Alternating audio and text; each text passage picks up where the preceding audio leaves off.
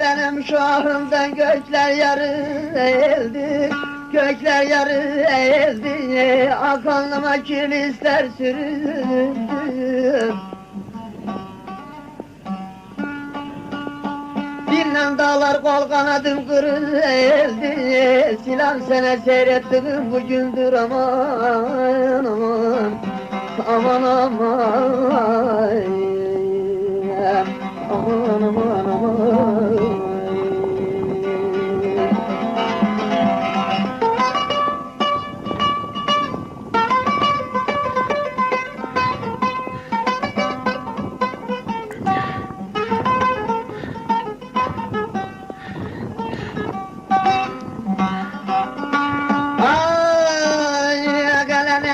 Dertlerim gelmesin sabay, gelmesin sabay. Bilmiyorum kusurum neydi acabay. Nerede kaldın gülü veren pir babay?